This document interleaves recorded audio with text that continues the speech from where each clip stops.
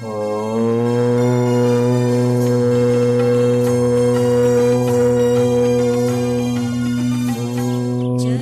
गुरुदेव के सपने सजाने भर्गो देवस्य धीमहि धियो यो नः प्रचोदयात्।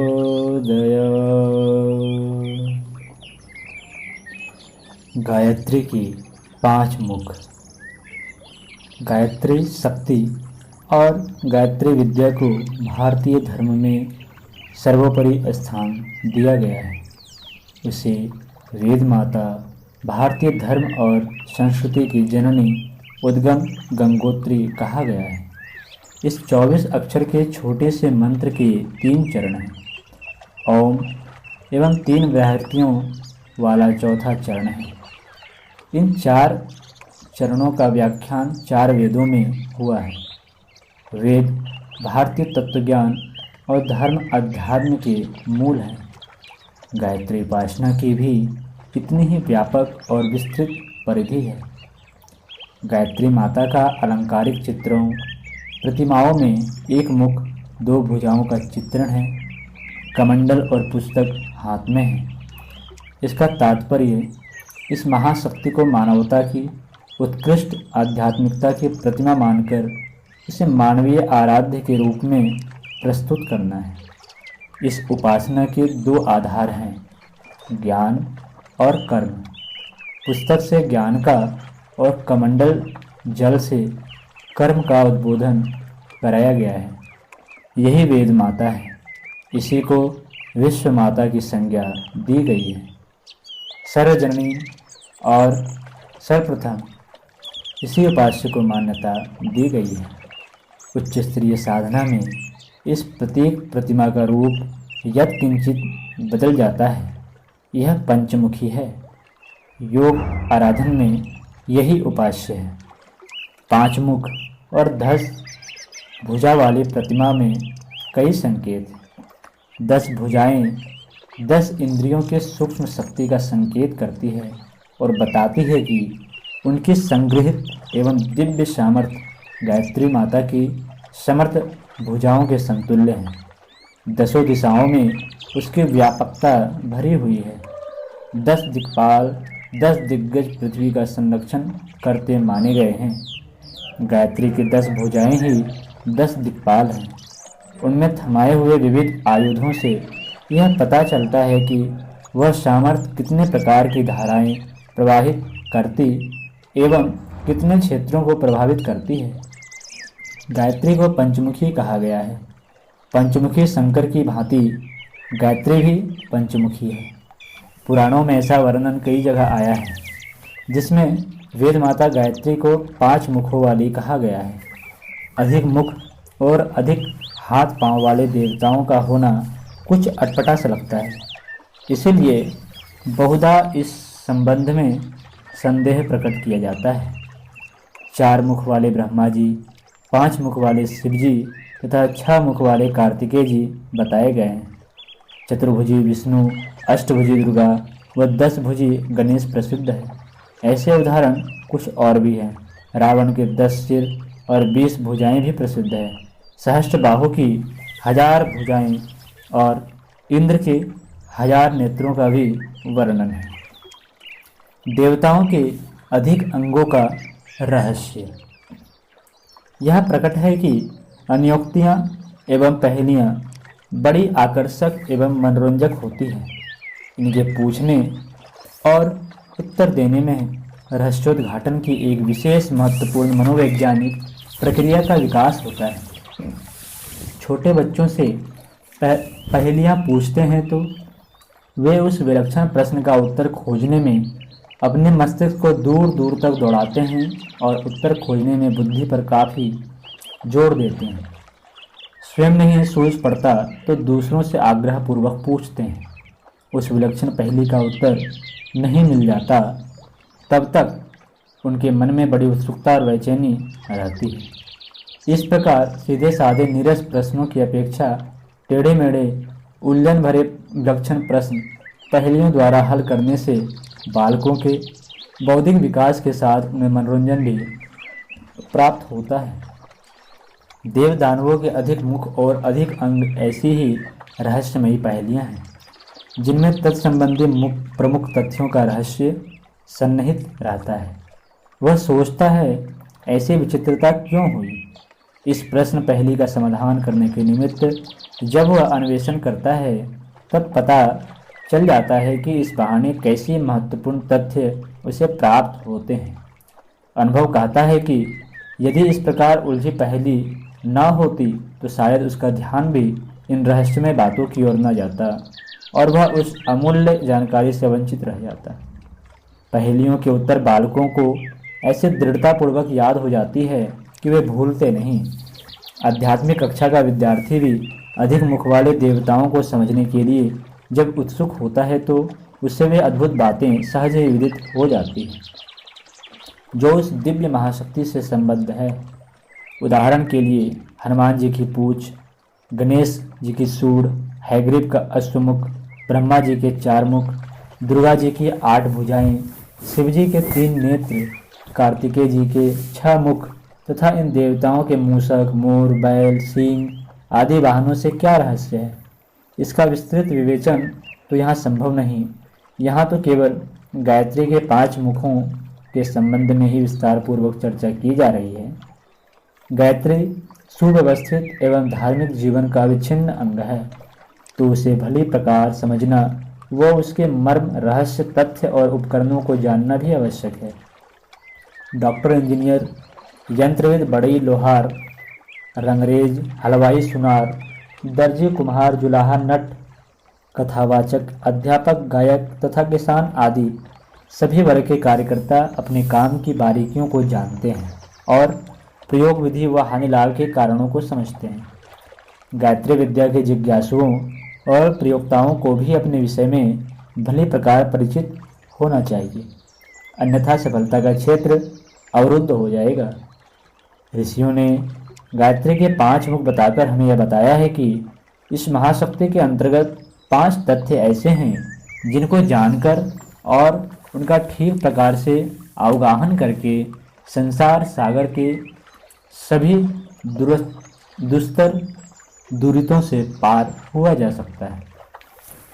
गायत्री के 5 मुख वास्तव में इसके 5 भाग हैं। पहला ओम, दूसरा भुः भुवः स्वः, तीसरा तत्सवितुर्वरेण्यम, चौथा भर्गो देवस्य धीमहि, 5वां धियो यो नः प्रचोदयात्। शुक्ल यजुर्वेद अध्याय 36 मंत्र 3। यज्ञोपवीत के 5 भाग हैं, 3 लड़ें, चौथी मध्य ग्रंथियाँ व 5वीं ब्रह्म ग्रंथि। 5 देवता प्रसिद्ध है, ओम अर्थात गणेश, व्याहृतियाँ अर्थात भवानी तथा गायत्री के प्रथम चरण ब्रह्मा, द्वितीय चरण विष्णु, तीसरा चरण महेश। इस प्रकार ये देवता गायत्री के प्रमुख शक्तिपुंज कहे जा सकते हैं। गायत्री के इन 5 भागों में वे संदेश छिपे हुए हैं जो मानव जीवन की बाह्य एवं आंतरिक समस्याओं को हल कर सकते हैं। हम क्या हैं, किस कारण जीवन धारण किए हुए हैं, हमारा लक्ष्य क्या है, अभावग्रस्त और दुखी रहने का कारण क्या है, सांसारिक संपदाओं की और आत्मिक शांति की प्राप्ति किस प्रकार हो सकती है, कौन से बंधन हमें जन्म मरण के चक्र में बांधे हुए हैं, किस उपाय से छुटकारा मिल सकता है, अत्यंत आनंद का उद्गम कहाँ है, विश्व क्या है, संसार का और हमारा क्या संबंध है, जन्म मृत्यु के त्रासदायक चक्र को कैसे तोड़ा जा सकता है आदि जटिल प्रश्नों के सरल उत्तर उपयुक्त पंचकों में मौजूद हैं। गायत्री के 5 मुख असंख्य सूक्ष्म रहस्य और तत्व अपने भीतर छुपाए हुए हैं। उन्हें जानने के बाद मनुष्य की इतनी तृप्ति हो जाती है कि कुछ जानने लायक बात उसको सूझ नहीं पड़ती। महर्षि उद्दालक ने उस विद्या की प्रतिष्ठा की थी जिसे जानकर और कुछ जानना शेष नहीं रह जाता। वह विद्या गायत्री विद्या ही है। 4 वेद और 5वां यज्ञ, यह 5 ही गायत्री के 5 मुख हैं, जिनमें समस्त ज्ञान विज्ञान और धर्म कर्म बीज रूप में केंद्रीभूत हो रहा है। शरीर 5 तत्वों से बना है और आत्मा के 5 कोष हैं। मट्टी, पानी, हवा, अग्नि और आकाश के सम्मिश्रण से देह बनती है। गायत्री के 5 मुख बताते हैं कि यह शरीर और कुछ नहीं, केवल पंचभूतों एवं जड़ परमाणुओं का सम्मिश्रण मात्र है। यह हमारे लिए अत्यंत उपयोगी औजार, सेवक और वाहन है। अपने आप को शरीर समझ बैठना भारी भूल है। इस भूल को ही माया का या अविद्या कहते हैं। शरीर का एवं संसार का वास्तविक रूप समझ लेने पर जीव मोह निद्रा से जग उठता है और संचय, स्वामित्व एवं भोगों की बाल क्रीड़ा से मुंह मोड़कर आत्मकल्याण की ओर लगता है। 5 मुखों का एक संदेश यह है, 5 तत्वों से बने पदार्थों को केवल उपयोग की वस्तु समझें, उनमें लिप्त, तन्मय, आसक्त और मोहग्रस्त न हों। उच्च स्तरीय साधना में पंचमुखी गायत्री प्रतिमा में पंचकोशी गायत्री उपासना की आवश्यकता का संकेत है। यह 5 कोश अंतर्जगत के 5 देव, 5 प्राण, 5 महान सद्गुण, पंचाग्नि, पंच तत्व, आत्मसत्ता के 5 कलेवर आदि कहे जाते हैं। पंचदेवों की साधना से उन्हें जागृत सिद्ध कर लेने से जीवन में अनेकानेक संपत्तियों और विभूतियों के अवतरण का रहस्योद्घाटन किया जा गया है। 5 प्राणों को चेतना की 5 धाराएं व चिंतन की प्रखरताएं कहा गया है। चेतना की उत्कृष्टता इन्हीं के आधार पर बढ़ती और प्रचंड होती है। प्राण विद्या भी गायत्री विद्या का ही एक अंग है। गायत्री शब्द का अर्थ भी गय अर्थात प्राण, त्रि अर्थात त्राता अर्थात प्राण शक्ति का परित्राण करने वाली दिव्य क्षमता के रूप में किया गया है। कठोपनिषद में पंचाग्नि विद्या के रूप में इस प्राण तत्व को इन्हीं 5 धाराओं के रूप में प्रस्तुत किया गया है। गायत्री के 5 मुखों एवं पंचकोशों के रूप में उन 5 तत्वों की प्रखरता का वर्णन है जिनसे यह समस्त विश्व और मानव शरीर बना है। स्थूल रूप में ये 5 तत्व पैरों तले रौंदी जाने वाली मिट्टी, कपड़े धोने के लिए काम आने वाले पानी, चूल्हे में जलने वाली आग, पोला आकाश और उसमें मारी मारी फिरने वाली हवा के रूप में देखे जाते हैं। पर उनकी सूक्ष्म क्षमता पर गहराई से दृष्टि डाली जाए तो पता चलेगा कि इन तत्वों के नगण्य से परमाणु तक कितनी अद्भुत शक्ति अपने में धारण किए बैठे हैं। उनके रासायनिक एवं ऊर्जागत क्षमता कितनी महान है। पंच तत्वों से बना यह स्थूल जगत और उनकी तन्मात्राओं से बना सूक्ष्म जगत कितना अद्भुत, कितना रहस्यमय है। यह समझने का प्रयत्न किया जाता है तो बुद्धि थककर उसे विराट ब्रह्म की साकार प्रतिमा मानकर ही संतोष करती है। इन 5 तत्वों के अद्भुत रहस्यों का संकेत गायत्री के 5 मुखों में बताया गया है और समझाया गया है कि यदि इनका ठीक प्रकार उपयोग, परिष्कार किया जा सके तो उसका प्रतिफल प्रत्यक्ष 5 देवों की उपासना जैसा हो सकता है। पृथ्वी, अग्नि, वरुण, मरुत, अनंत, इन 5 देवताओं को पौराणिक कथा प्रसंगों में उच्च स्तरीय क्षमता संपन्न बताया गया है। कुंती ने इन्हीं 5 देवताओं की आराधना करके 5 देवोपम पुत्र रत्न पाए थे। पंचमुखी, पंचकोशी उच्च स्तरीय गायत्री उपासना में तत्व दर्शन की, तत्व साधना की गरिमा का संकेत है। मानव सत्ता के 3 शरीर हैं, कारण, सूक्ष्म और स्थूल। कारण शरीर में 5 संवेदनाएं, सूक्ष्म शरीर में 5 प्राण चेतनाएं और स्थूल शरीर में 5 शक्तिधाराएं विद्यमान हैं और उच्च स्तरीय साधना विज्ञान का सहारा लेकर उन्हें उभारे जाने का संकेत एवं निर्देश है। 5 देवों में पहला भवानी, दूसरा गणेश, तीसरा ब्रह्मा, चौथा विष्णु और 5वां महेश की गणना होती है। इन्हीं क्रमशः बलिष्ठता, बुद्धिमत्ता, उपार्जन शक्ति, अभिवर्धन, पराक्रम एवं परिवर्तन की प्रखरता कह सकते हैं। ये 5 देवता ब्रह्मांड व्यापी ईश्वरीय दिव्य शक्तियों के रूप में संव्याप्त हैं एवं सृष्टि संतुलन एवं संचालन में योगदान करते हैं। यही 5 शक्तियाँ आत्मसत्ता में भी विद्यमान हैं और इस छोटे ब्रह्मांड को सुखी समुन्नत बनाने का उत्तरदायित्व संभालती हैं। इन्हें 5 कोशों में सन्निहित अंतर जगत के 5 देव कहा जा सकता है। पंचकोश साधना की सफलता को उपयुक्त 5 देवताओं के द्वारा प्राप्त हो सकने वाले अनुदान वरदान के रूप में अनुभव किया जाता है। कोश खजानों को भी कहते हैं। समुद्र को रत्नाकर कहा जाता है और उसके गर्भ में असीम धनराशि भरी होने की बात सर्वविदित है।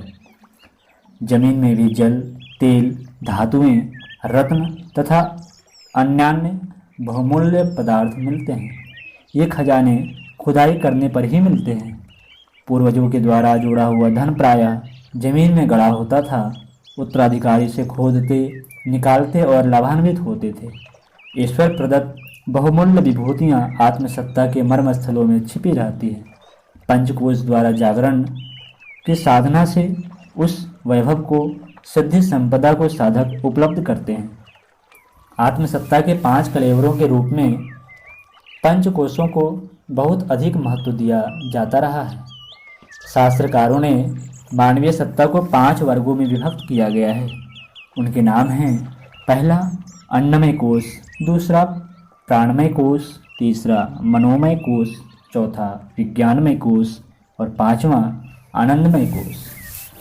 अन्नमय कोश का अर्थ है इंद्रिय चेतना, प्राणमय का अर्थ है जीवनी शक्ति, मनोमय कोश अर्थात विचार बुद्धि, विज्ञानमय कोश अर्थात भाव प्रवाह, आनंदमय कोश अर्थात आत्मबोध, आत्मस्वरूप में स्थित। ये 5 चेतना स्तर हैं। निम्न स्तर के प्राणी इनमें निम्न भूमिका में पड़े रहते हैं। कृमि कीटकों की चेतना इंद्रियों की प्रेरणा के इर्द गिर्द अपना चिंतन सीमित रखती है। वे शरीर की जीवनी शक्ति मात्र से जीवित रहते हैं। संकल्प बल उनके जीवन मरण में सहायक नहीं होता। मनुष्य की जिजीविषा इस शरीर के अशक्त असमर्थ होने पर भी जीवित रह सकती है, पर निम्न वर्ग के प्राणी मात्र सर्दी गर्मी बढ़ने जैसी ऋतु प्रभावों से प्रभावित होकर अपने प्राण त्याग देते हैं। उन्हें जीवन संघर्ष के अवरोध में पड़ने की इच्छा नहीं होती। प्राणमय कोश की क्षमता जीवनी शक्ति के रूप में प्रकट होती है।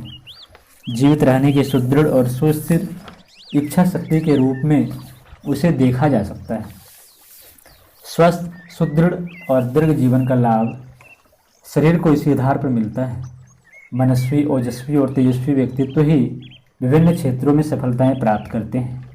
इसके विपरीत दीनहीन, भयभीत, शंकाशील, निराश, खिन्न और हतप्रभ व्यक्ति अपने इन्हीं दोषों के कारण उपेक्षित, तिरस्कृत और उपासापद बने रहते हैं।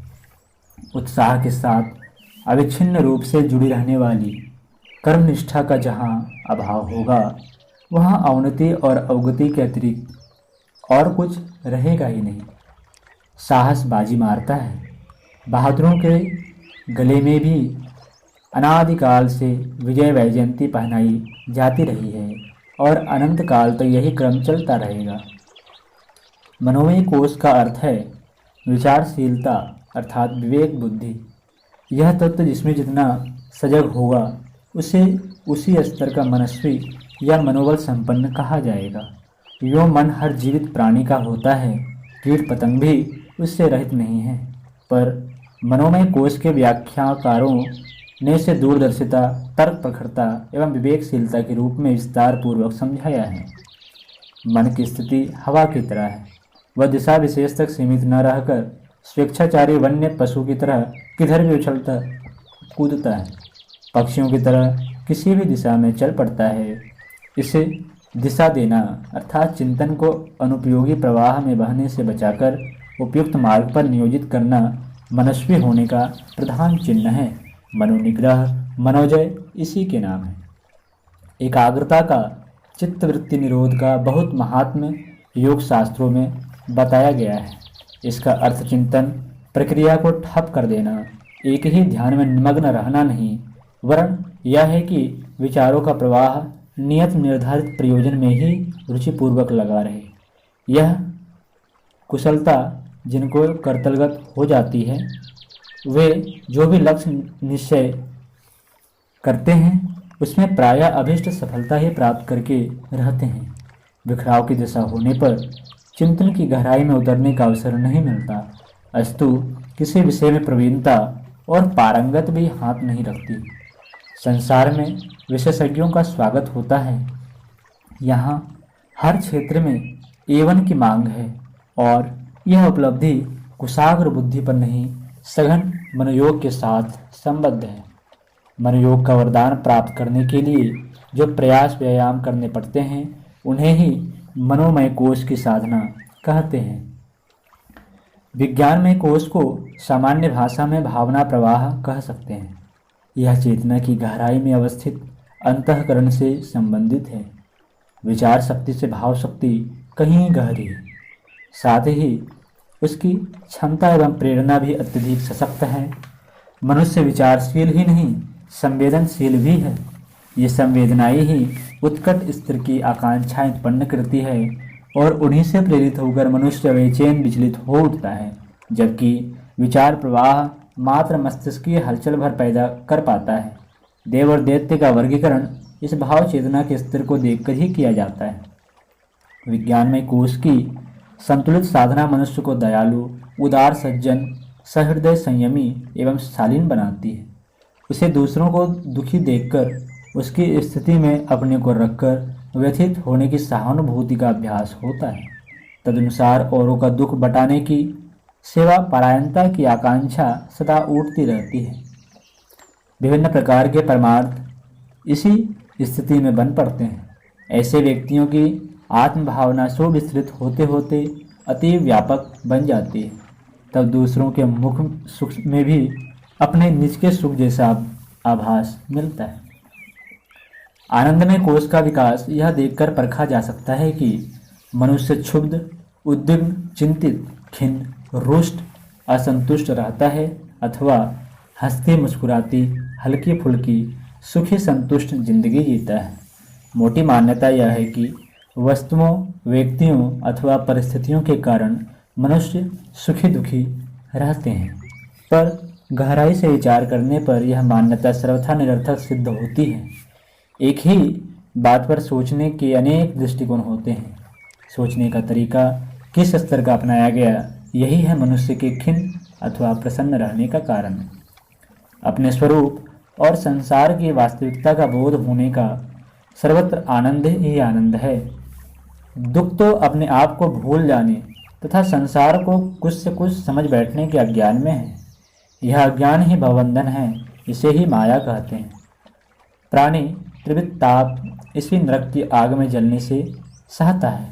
सच्चिदानंद परमात्मा के इस श्रम्य नंदनवन जैसे उद्यान में दुख का एक कण भी नहीं है। दुख तो हम केवल अपने दृष्टि दोष के कारण होते हैं। वस्तु, व्यक्ति और परिस्थिति का विकृत रूप देखकर ही डरते और भयभीत होते हैं। यदि यह दृष्टि दोष सुधर जाए तो मिथ्या आभास के कारण उत्पन्न हुई भ्रांति का निवारण होने में देर न लगे और आत्मा के निरंतर आनंद उल्लास से परिपूर्ण परितृप्त रहने की स्थिति बनी रहे। 5 कोशों की भावनात्मक पृष्ठभूमि यही है। इन्हीं कसौटियों पर कसकर किसी व्यक्ति की आंतरिक स्थिति के बारे में जाना जा सकता है कि वह आत्मिक दृष्टि से कितना गिरा पिछड़ा और अथवा